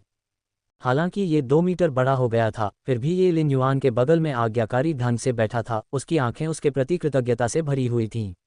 उसने संतुष्टि में सिर हिलाया और फ्लेम वेन ड्रैगनफ्लाई को देखा। अब तक उन्होंने कुल 6 कांस्य महाकाव्य फे को बढ़ाया था। उन्होंने 3 कांस्य एक्स महाकाव्य ड्रैगन फीनिक्स लैंडस्केप कार्ड्स और कांस्य एक्स महाकाव्य व्हाइट जेड स्नो ऑर्किड को अपने पास रखने की योजना बनाई, जिससे केवल 2 कांस्य एक्स महाकाव्य फे को पेश किया जा सके। ये 2 ब्रॉन्ज एक्स एपिक फे ग्रीन बैम्बू स्नैक और फ्लेम वैन ड्रैगनफ्लाई थे। Bronze X epic green bamboo snake एक जहरीले हत्यारे की तरह हमला करता था, जबकि bronze X epic flame van dragonfly एक निडर जादूगर की तरह था। लिन युआन ने इन परियों को अंतहीन जंगल से इकट्ठा किया था और यह कहा जा सकता है कि उसने अकेले ही उनके जीवन का मार्ग बदल दिया था। उसने ग्रीन बैम्बू स्नैक और फ्लेम वेन ड्रैगनफ्लाई को कांस्य एक्स एपिक में उन्नत किया था, जो उनके लिए एक उपहार के समान था। चूंकि वह इन दोनों परियों से अनुबंध नहीं करना चाहता था तथा उसके आसपास के लोग भी उनके अनुकूल नहीं थे, इसलिए अंततः उसे उन्हें बेचना पड़ा। हालांकि एक सृजन मास्टर के रूप में जिसने उनके लिए जीवन के चमत्कारों का निर्माण किया था, जब वह उनका व्यापार करता तो उनके लिए अच्छे मालिक ढूंढ लेता। समय उड़ गया और इस दिन या तो वेन यू मनो की देखभाल करने के अलावा अपने क्रिएशन मास्टर कौशल का अभ्यास कर रही थी, जबकि लियू जी भी मनो के नए प्रशिक्षण कक्ष में प्रशिक्षण ले रही थी। एक प्रतिभाशाली व्यक्ति के पास निश्चित रूप से असाधारण प्रतिभा होती है, लेकिन यदि वह एक निश्चित ऊंचाई तक पहुंचना चाहता है तो उसे एक औसत व्यक्ति से कम प्रयास की आवश्यकता नहीं होगी, जो विपरीत परिस्थितियों के बावजूद अपना भाग्य बदलना चाहता है। सिल्वर यूस्नेया के एक बर्तन को बढ़ाने के बाद लिन युआन ने जो कुछ भी कर रहा था उसे रोक दिया। ऐसा इसलिए था क्योंकि वह लियू जी और वेन यू राजा श्रेणी के विशेषज्ञों के दल द्वारा आयोजित उस निजी नीलामी में भाग लेने जा रहे थे। लिन युआन को इस निजी नीलामी की अन्य चीज़ों में कोई खास दिलचस्पी नहीं थी, सिवाय 3 स्रोत प्रकार की वस्तुओं के। किसी तरह उसके दिमाग में एक अंतर्ज्ञान उभरा जिसने उसे महसूस कराया कि इस निजी नीलामी में जाने से उसे ज़रूर कुछ हासिल होगा। शरद ऋतु में शाही राजधानी धीरे धीरे ठंडी हो गई थी। रात में जब हवा चलती थी तो ऐसा लगता था कि वह कपड़ों के माध्यम से उड़ रही है, जिससे लोग कांप रहे थे। लेकिन शरीर पर चलने वाली देर से शरद ऋतु की हवा सर्दियों की हवा जितनी ठंडी नहीं थी, जैसे किसी के शरीर को काटने वाले छोटे चाकू। इस समय शरद ऋतु की देर से आने वाली हवा सबसे ठंडी थी। जैसे जैसे सूरज ढलता गया, आसमान में धुंधले तारों की चमक से दिल साफ हो गया। लिन युआन ने अपना काम रोक दिया और कमरे से बाहर निकलने ही वाला था कि उसने दरवाजे पर दस्तक सुनी। उसने दरवाज़ा खोला और देखा कि वेन यू हाथ में काले कपड़े लिए अंदर आ रही है। युवा मास्टर, देखें कि क्या ये आज रात के लिए उपयुक्त हैं। लिन युआन ने कपड़े लिए और उन्हें करीब से देखा। ऊपर से एक काले रंग का कोट था जो सूती लिनन और रेशम से बना था, जिसमें एक संकीर्ण लेपल डिज़ाइन था और कुछ काले जैद सजावट के साथ जड़ा हुआ था।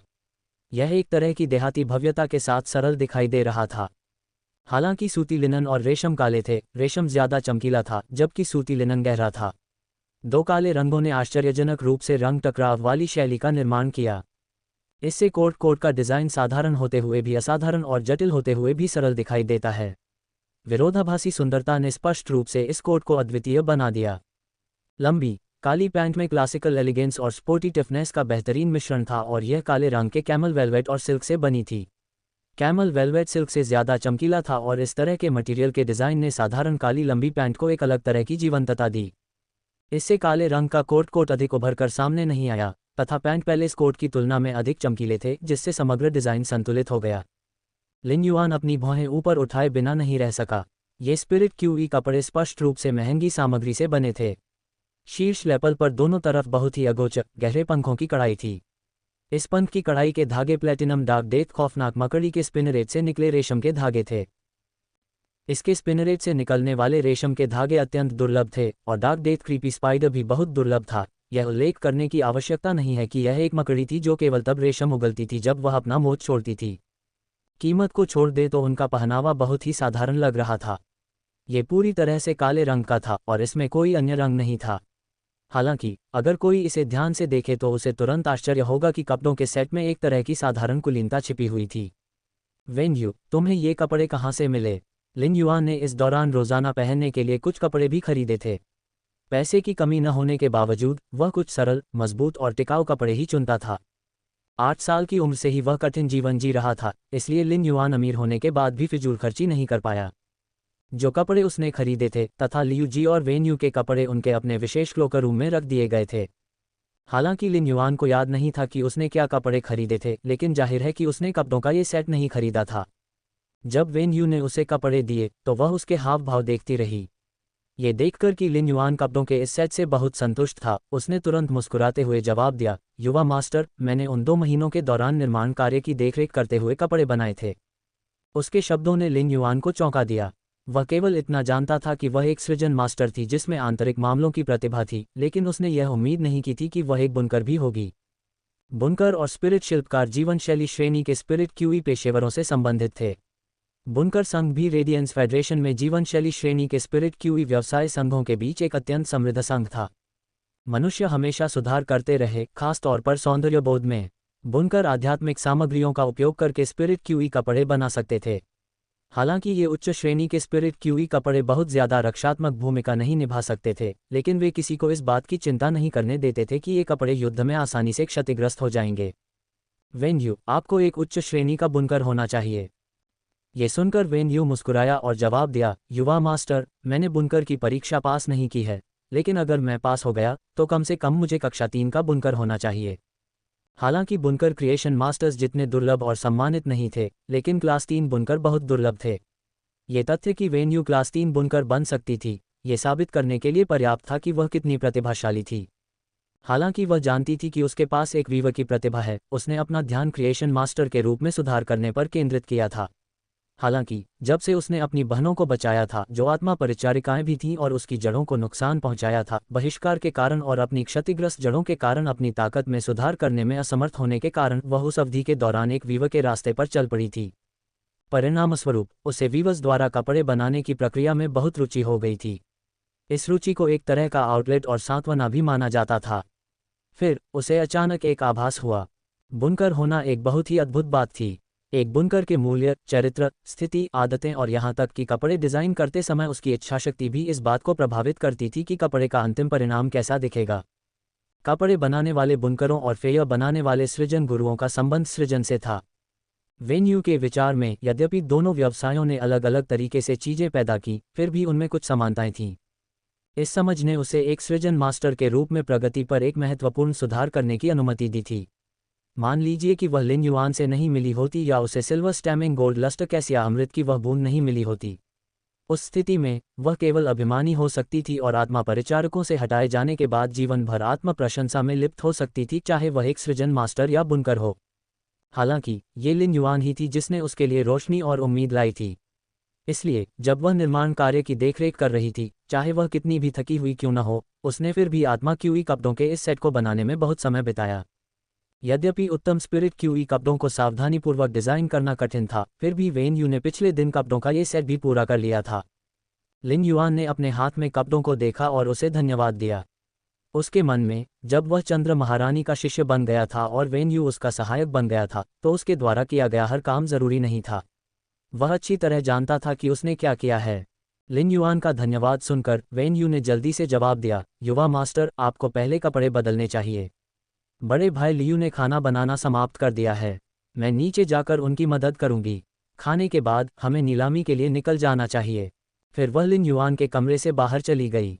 वेन यू को लिन युआन से एक तरह का सम्मान महसूस हुआ जब उसने उसे धन्यवाद दिया। ये सम्मान इस तथ्य को संदर्भित करता है कि उसने हमेशा उसके साथ एक नौकर की तरह व्यवहार करने के बजाय खुद को बराबरी पर रखा था। इस तरह के सम्मान से उसकी आंखें भर आईं। वेन यू को यह समझ में नहीं आया कि 18 वर्षीय युवक लिन युआन अपने कार्यों और शब्दों से लोगों को ताकत कैसे दे सकता है। लिन युआन ने अपने कपड़े बदले और आईने में देखा तो उसने महसूस किया कि काले बाल, काली आंखें और पूरे शरीर पर काले कपड़े पहने वह युवक बहुत चमकदार लग रहा था। दर्पण में देखने के बाद लिन युआन ने अपने सिर के पीछे खरोंच कर सोचा, मैं एक नार्सिसिस्ट नहीं हूं। फिर वह मुड़ा और कमरे से बाहर चला गया। जब वह सीढ़ियों से नीचे उतरा तो वेन यू और लियू जी, जो नीचे थे, अवाक रह गए। लिन युआन आमतौर पर कभी भी खुद को तैयार नहीं करता था।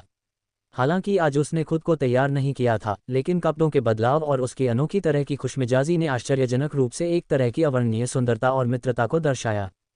ऊंचे स्थानों पर सुंदरता एक ज़ैड की तरह है, जबकि एक सुंदर जवान आदमी अद्वितीय है, उसका वर्णन करने के लिए इस्तेमाल किया जा सकता है।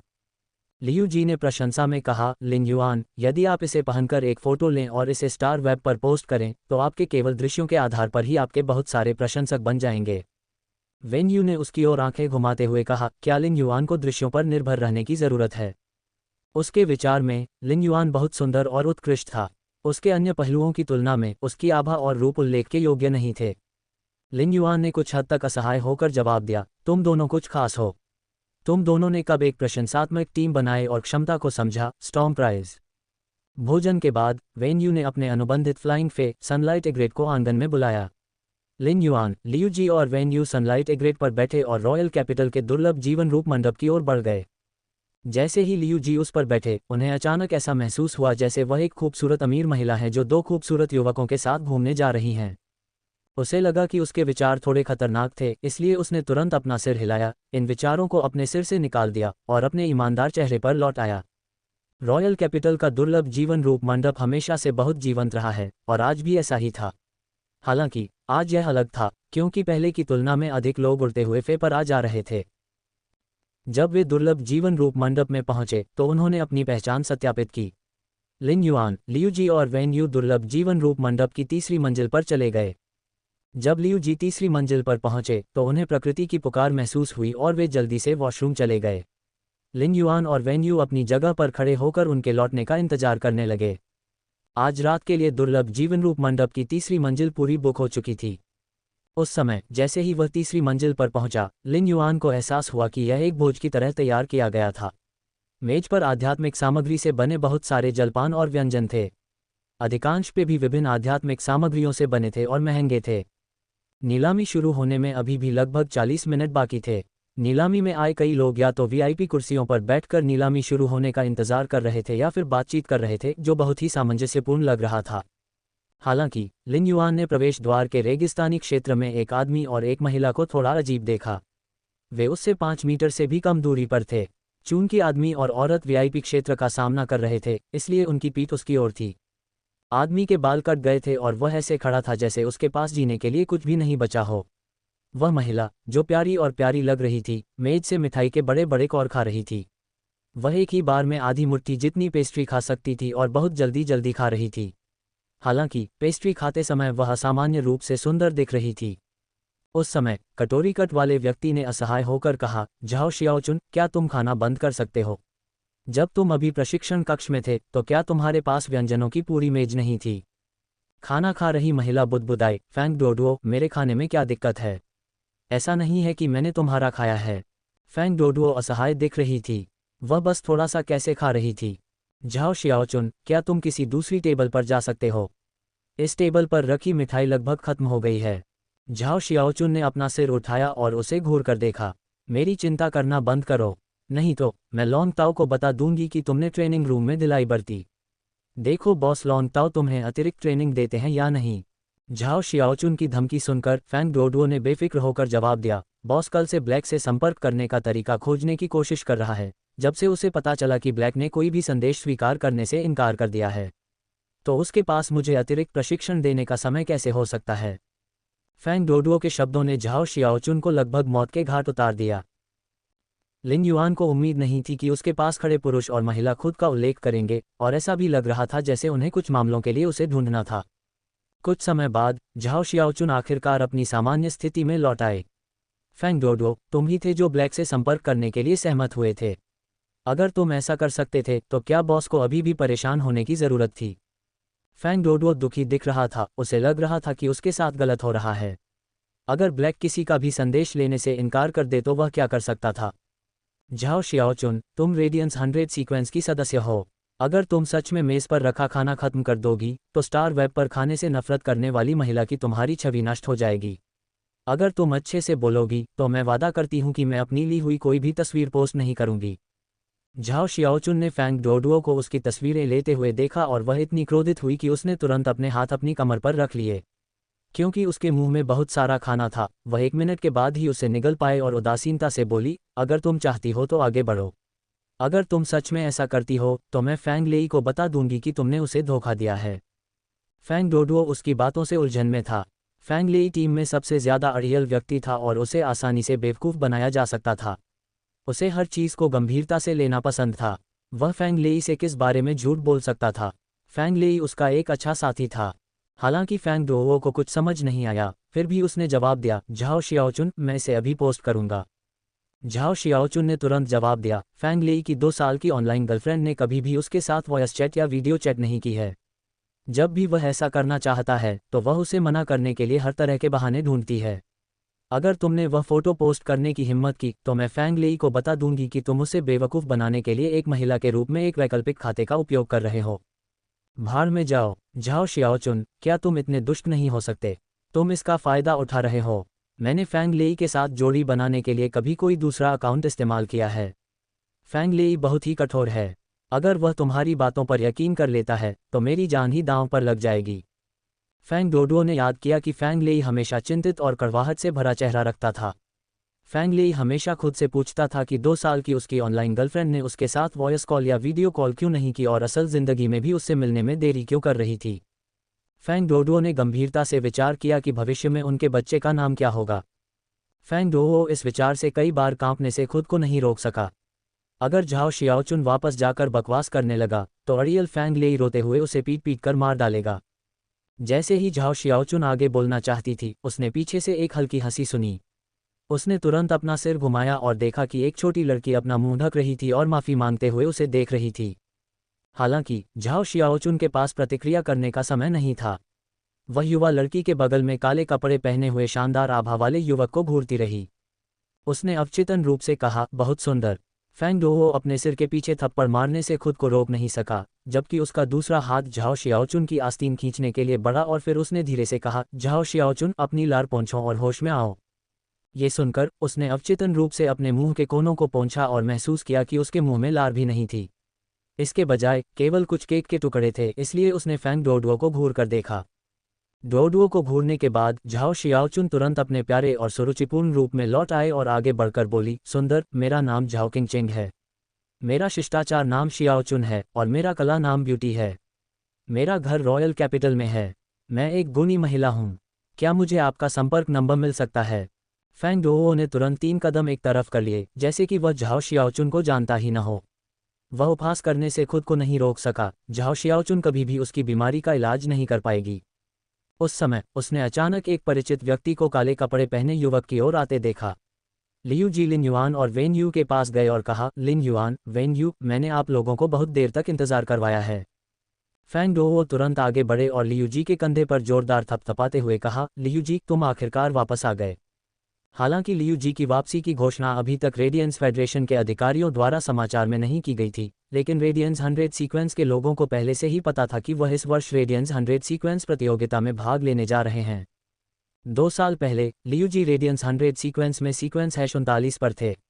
भले ही वे 2 साल से गायब थे और उनकी वर्तमान ताकत अज्ञात थी, भले ही उनकी ताकत में कोई सुधार न हुआ हो, उन्हें रेडियंस 100 सीक्वेंस #70 से #80 पर रैंक किए जाने में कोई समस्या नहीं थी।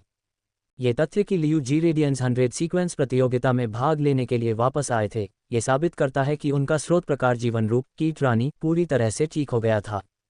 फैंग डोडुओ और लियू जी एक दूसरे से रेडियंस 100 सीक्वेंस प्रतियोगिता और स्टार वेब सेलेस्टियल सीडी द्वंद्व में एक से अधिक बार मिले थे। फैंग डोडुओ ने हमेशा लियू जी की भयानक ताकत के बारे में ध्यान रखा था। रेडियंस 100 सीक्वेंस के लोगों में से किसी को भी नहीं पता था कि लियू जी ने उस समय रेडियंस 100 सीक्वेंस क्यों छोड़ा था। इसलिए लियू जी की ताकत को स्वीकार करने के अलावा फैंग डोडुओ ने उनका सम्मान भी किया।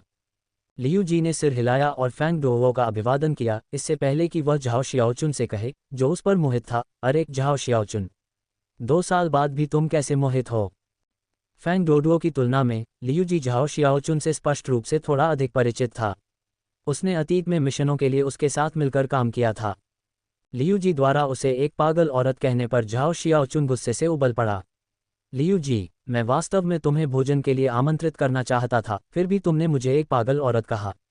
उस स्थिति में तुम्हें इसके बजाय मुझे भोजन पर आमंत्रित करना होगा।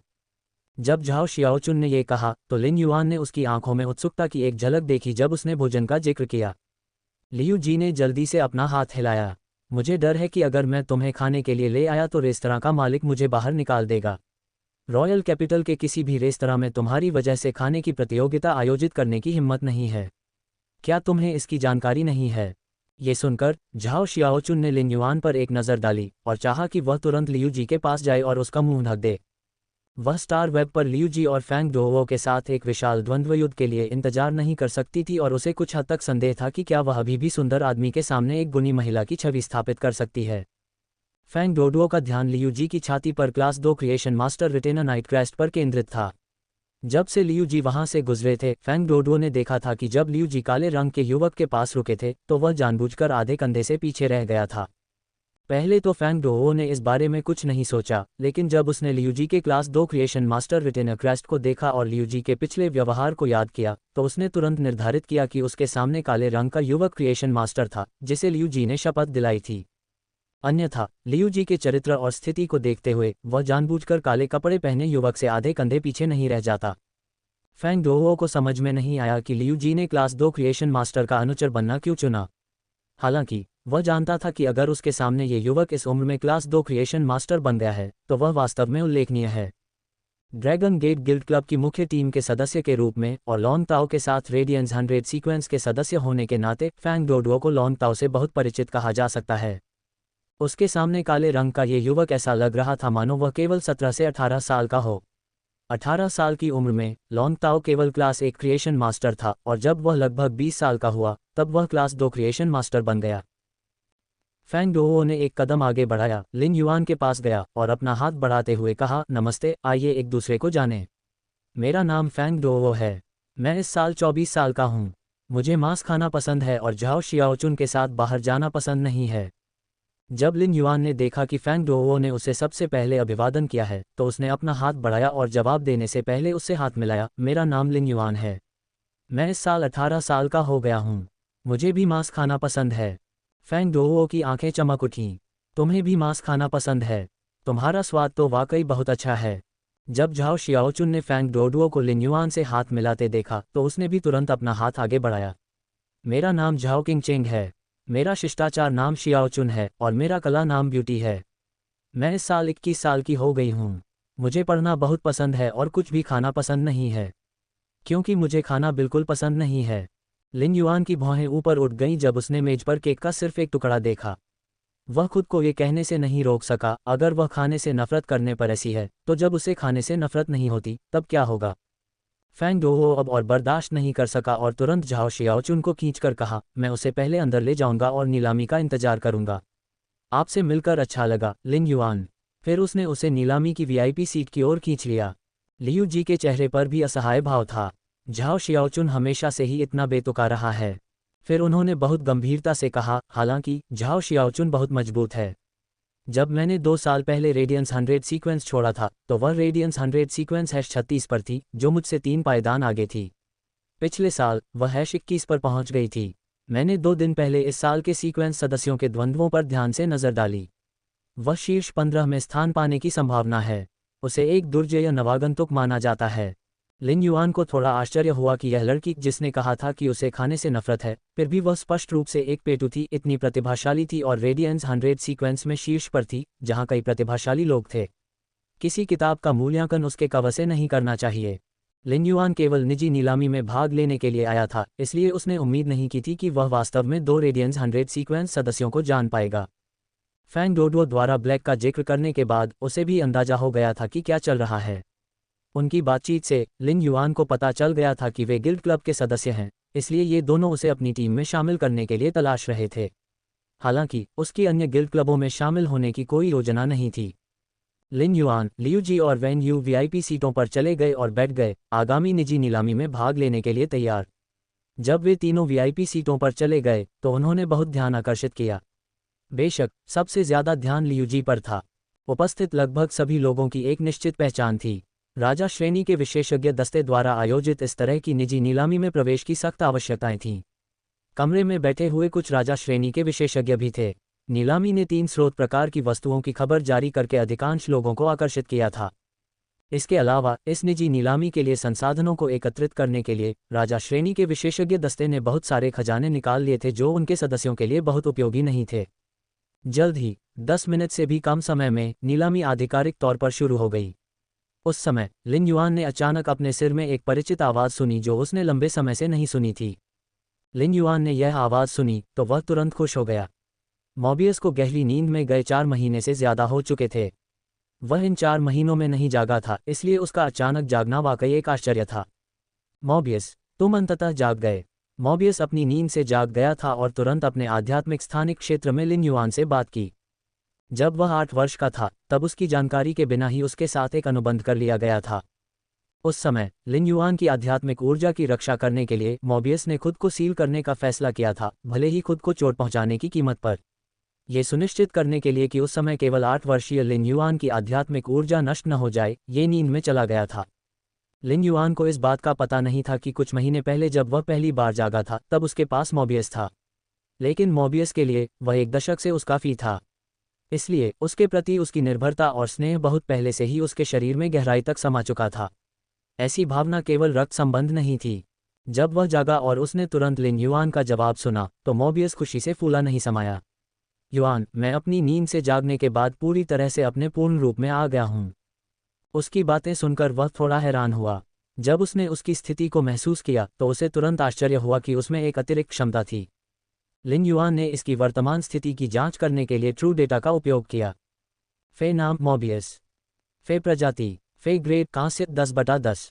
फे प्रकार स्थानिक रहस्य। फे क्वालिटी किंवदंती। क्षमताएं सच्चा डेटा सभी जटिल जानकारी जो आंखों के लिए अदृश्य है उसे डेटा में बदल दिया जाता है। डेटा में बदली गई जानकारी में सच्चाई हो सकती है जिसे सतह पर पहचाना नहीं जा सकता। शांत मन निष्क्रिय क्षमता। शांत मन के प्रभावों को फे के ग्रेड के अनुसार सुधारा जा सकता है। शांत मन मन को स्थिर कर सकता है और नकारात्मक स्थितियों का प्रतिरोध करने की एक निश्चित संभावना रखता है। Spirit Q condensation. Spirit Q को हवा में इकट्ठा करें और स्पिरिट लॉक स्थानिक क्षेत्र में जाएं। एकत्रित स्पिरिट क्यू से स्पिरिट क्यू क्रिस्टल बनेंगे जो फे और सोर्स टाइप लाइफ फॉर्म को बढ़ा सकते हैं। विशिष्ट कौशल। स्पिरिट लॉक मॉबियस के स्थानिक क्षेत्र का उपयोग परियों को पालने के लिए किया जा सकता है। मॉबियस के स्थानिक क्षेत्र द्वारा पालने जा सकने वाले परियों का प्रारंभिक ग्रेड मॉबियस के ग्रेड से अधिक नहीं होना चाहिए। मॉबियस अपने आप अपना ग्रेड बढ़ाने में सक्षम नहीं है, इसलिए जिस परियों का पालन पोषण करता है उसके ग्रेड के साथ साथ उसका ग्रेड भी बढ़ जाएगा। उसी समय मॉबियस उस परियों की प्रारंभिक क्षमता प्राप्त कर सकता है जिसका वह पालन पोषण करता है। हालांकि जब उसका ग्रेड बढ़ता है तो मॉबियस को क्षमताएं प्राप्त नहीं होंगी। जब भी मॉबियस एक ग्रेड बढ़ाता है तो वह एक और परियों का पालन पोषण कर सकेगा। मॉबियस की वृद्धि की विधि अपरिवर्तित रहेगी। परमानंद की शुद्ध भूमि स्पिरिट लॉक स्थानिक क्षेत्र ऐसी मिट्टी का उत्पादन करेगा जो निकट मृत्यु फे की चोटों को ठीक करने के लिए बहुत बढ़िया है। फे के ठीक होने का समय मॉबियस और मरने वाले फे के ग्रेड द्वारा निर्धारित किया जाएगा। सामान्य spirit lock jasmine lily silver 1/10 fantasy eye क्षमता ठीक करना बाहरी चोटों को तेजी से ठीक करता है और धीरे धीरे जीवन शक्ति को पुनः प्राप्त करता है। विशिष्ट कौशल रिकवरी इम्प्रिंट जैस्मिन लिली द्वारा सामान्य समय में जारी की जाने वाली हीलिंग ऊर्जा को संचित करें। ठेकेदार संचित हीलिंग ऊर्जा को मुक्त करने के लिए इम्प्रिंट को सक्रिय कर सकता है। कटे हुए अंगों का विकास पौधे के विकास के रहस्यों को समझें। अगर किसी के अंग कटे हुए भी हों तो भी उसकी समृद्ध जीवन शक्ति धीरे धीरे बढ़ती रहती है। Elite spirit lock spirit gather goldfish कांस्य 1/10 लीजेंड क्षमता स्पिरिट इंजेक्शन एक बार में एक निश्चित मात्रा में आध्यात्मिक शक्ति बहाल करें और धीरे धीरे खोई हुई आध्यात्मिक शक्ति को बहाल करें। विशेष कौशल स्पिरिट क्यूई छाप पर्यावरण में लगातार जारी की जाने वाली स्पिरिट क्यूई को स्पिरिट क्यूई छाप के भीतर संग्रहित किया जाएगा। इसे ठेकेदार के शरीर पर अंकित किया जाएगा और ठेकेदार स्पिरिट क्यूई छाप के भीतर निहित स्पिरिट क्यूई को छोड़ सकता है। कांस्य spirit lock blue flash purple butterfly कांस्य 1/10 लीजेंड क्षमता साइलेंट स्केल पाउडर एक मौन प्रभाव के साथ विशेष स्केल पाउडर जारी करता है जिससे इसके संपर्क में आने वाला लक्ष्य आध्यात्मिक शक्ति के साथ संवाद नहीं कर सकता है या क्षमताओं का उपयोग नहीं कर सकता है। फ्रॉम द वेपावर्ड बाय जर्गनेट हैकमैन और his wife's home will make your stomach churn the truth about the two broke girls cast is so sad. विशेष कौशल स्केल पाउडर हेलो इसके स्केल पाउडर में शक्तिशाली परावर्तक प्रभाव होता है। बहुआयामी परावर्तन के कारण स्केल पाउडर से घिरे लक्ष्य को प्रकाश प्रदूषण का सामना करना पड़ेगा और चक्कर आना और यहां तक कि कुछ समय के लिए अंधापन भी हो सकता है। ट्रू डेटा की बदौलत लिन युआन को पता चला कि मॉबियस की नई क्षमता को स्पिरिट क्यू कंडेंसेशन कहा जाता है। हालांकि उसे नहीं पता था कि अचानक से उसमें नई क्षमता क्यों आ गई। मॉबियस और लिन युआन आध्यात्मिक रूप से जुड़े हुए थे, इसलिए जब उसने उसके संदेह को महसूस किया तो उसने समझाया आध्यात्मिक ऊर्जा के दमन के कारण मेरी क्षमताओं का एक हिस्सा सील कर दिया गया था। पिछली बार मैं खामियों के साथ उठा था, इस बार वह सील पूरी तरह से हटा दी गई है। लिन युआन के विचार में स्पिरिट क्यूई कंडेंसेशन क्षमता जो तब प्रकट हुई थी जब मॉबियस अपनी पूर्ण अवस्था में आ गया था, वह उसके द्वारा अपनी आध्यात्मिक शक्ति का उपयोग करके विश्व की शुद्ध स्पिरिट क्यूई को फेस के शरीर में प्रवाहित करने और उन्हें विकसित करने के समान थी। हालांकि ये क्षमता पतली स्पिरिट क्यूई को हवा में और स्पिरिट क्यूई को स्पिरिट लॉक स्थानिक क्षेत्र में संग्रहित करके स्पिरिट क्यूई क्रिस्टल बनाती है। मॉबियस स्पिरिट क्यूई कंडेंसेशन से उत्पादित स्पिरिट क्यूई क्रिस्टल में कितनी स्पिरिट क्यूई हो सकती है? मॉबियस ने उत्तर दिया, स्पिरिट क्यूई क्रिस्टल जो वर्तमान में संघनित किया गया है संभवतः जैस्मीन लिली को एक ग्रेड तक उन्नत कर सकता है। लिन युआन की आंखें चमक उठी जब उसने ये सुना। वर्तमान में उसके लिए जैस्मीन लिली की ताकत बढ़ाना बहुत कठिन था क्योंकि वह सी रैंक स्पिरिट क्यूई पेशेवर होने पर अटका हुआ था। B rank spirit qi professional बनने के लिए भले ही वह लगातार रोजाना फे को बढ़ाता रहे फिर भी उसे बहुत लंबा समय लगेगा। इस दौरान लिन युआन की ताकत में सुधार सीमित था। चूंकि वह वर्तमान में सी रैंक स्पिरिट क्यूई पेशेवर था, इसलिए उसे फैंटेसी आई जैस्मिन लिली को सिल्वर आई से सिल्वर 2 तक बढ़ाने के लिए कम से कम 1 महीने की आवश्यकता होगी। इस अवधि के दौरान उसे हर दिन 5 घंटे सोने और अपना बाकी समय जैस्मिन लिली को बढ़ाने में बिताने के अलावा कुछ नहीं करना था। लिन युआन की राय में इस विधि के माध्यम से एक परी को बढ़ाना समय की बर्बादी थी क्योंकि वह 1 वर्ष के भीतर भी काल्पनिक नस्ल जैस्मीन लिली को चांदी से सोने में नहीं बढ़ा सकता था। चूंकि वर्तमान में उसके लिए फैंटेसी नस्ल के परी का ग्रेड बढ़ाना कठिन था, इसलिए उसकी ताकत भी अटक गई थी। लिन युआन अब एक सी रैंक स्पिरिट क्यूई पेशेवर था। अपने शिखर मानक के आधार पर उसके पास gold X fantasy I jasmine lily, gold I fantasy I चिमी और gold X legend acid corrosion queen भी हो सकता था। हालांकि इन तीनों फे की ताकत अभी भी उसके स्पिरिट क्यूई व्यवसाय रैंक की अधिकतम सीमा तक नहीं पहुंच पाई थी। उनकी वर्तमान ताकत को देखते हुए हालांकि वह युवा पीढ़ी के अधिकांश आत्मा क्यूई पेशेवरों की तुलना में अधिक मजबूत थे, फिर भी रेडियंस 100 सीक्वेंस से उनका काफ़ी अंतर था। अगर वह रेडियंस 100 सीक्वेंस में उच्च रैंक प्राप्त करना चाहता था तो उसे कम से कम प्लेटिनम लड़ाकू शक्ति की आवश्यकता होगी। अब उसका सबसे मजबूत लड़ाकू केवल गोल्ड आई लीजेंड एसिड कोरोजन क्वीन भी था। भले ही ये केवल लीजेंड में था और स्टार टॉवर पर आम लोगों से लड़ते समय ऊपरी हाथ प्राप्त कर सकता था, रेडियंस 100 सीक्वेंस के विशेषज्ञों की फे की गुणवत्ता कम नहीं थी। कई सदस्यों के पास फैंटेसी ब्रीड फे भी थी। लिन युआन की वर्तमान स्वर्ण युद्ध शक्ति को देखते हुए उसे रेडियंस 100 सीक्वेंस में प्रतिस्पर्धा करने की कोई उम्मीद नहीं थी। अब जब मोबियस अपने पूर्ण रूप में वापस आ गया था, तो ये किसी तरह अपनी स्पिरिट क्यू कंडेंसेशन के साथ अपने फैंटेसी ब्रीड फे के ग्रेड को बढ़ाने में उसकी वर्तमान असमर्थता को पूरी तरह से पूरा कर सकता था। इस क्षमता के साथ वह इस वर्ष रेडियंस 100 सीक्वेंस में भी प्रतिस्पर्धा करने में सक्षम हो सकते हैं।